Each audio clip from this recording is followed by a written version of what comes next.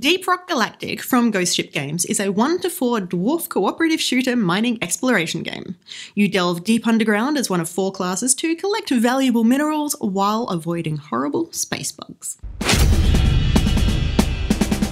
Get on board! We're about to leave!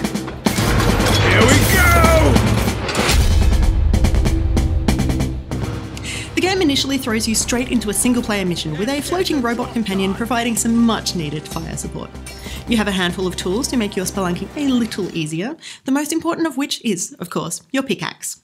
Swing your pickaxe to both gather the all-important minerals and carve up the terrain. Rather than being stuck trudging through pre-built corridors, Deep Rock Galactic encourages you to dig new tunnels to break into other areas, create narrow climbing routes to reach otherwise inaccessible minerals, or just dig blindly in hopes of getting lucky.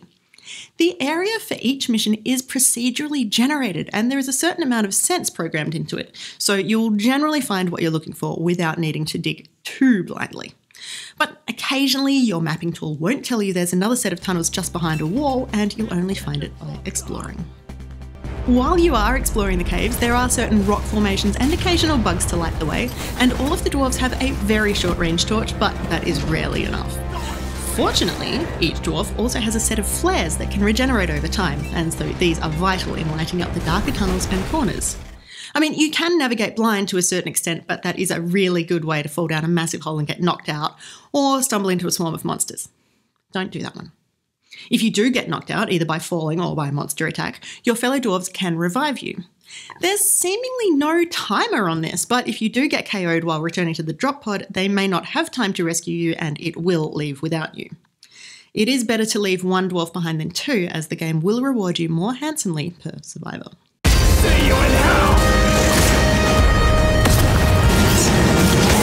Die, creep! Incoming! Make every bullet count! We're all gonna die! Part of returning to the drop pod is sending back your mule, the dwarves call him Molly, with your gathered minerals. As you dig them up, you can call Molly over to you and tip your bucket of minerals inside for safekeeping.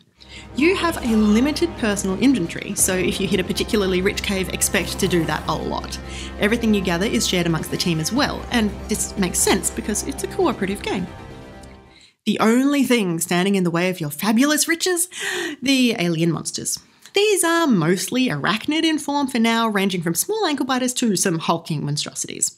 Many will lurk in the shadows waiting for an opportunity to pounce, while others will rush straight at you. By themselves, none of them are really threatening so long as you've still got some ammo, but sometimes a swarm will come for you, which can be literally dozens of bugs. Be wary of shooting your teammates in the ensuing chaos. Each dwarf has his own set of weapons, but they're typically fairly standard fare. A rifle, shotgun, pistol, minigun or flamethrower, depending on your class. But they do differ once you start adding extra gadgets. The Scout has a personal grappling gun, which is good for getting to hard-to-reach places, even though he can't take anyone with him. The Gunner's zipline gadget is a little more limited, as the zipline can't be too steep, but it is motorised, so you can go up or down quite freely.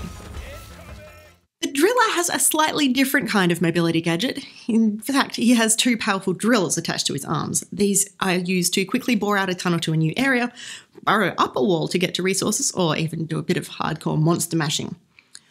But the Engineer's mobility assistant cannot be used offensively at all. The Engineer shoots a glob of self-hardening goop at a wall to create a platform to stand on, making it easier for a Scout to grapple up and mine out some minerals, or for a Gunner to set out a zipline.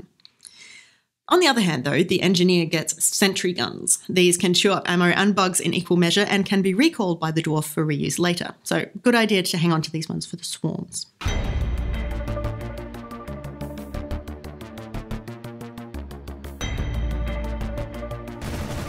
Now, Deep Rock Galactic is still in early access and does have some rough edges as a result, but it's pretty fun already. It does need some longer term goals beyond simply upgrading your gear a few times, and a greater variety of monsters wouldn't hurt. But Ghost Ship Games are promising both of these in future updates. So if they can deliver on that, they will have a very nice game on their hands. Don't waste your ammunition!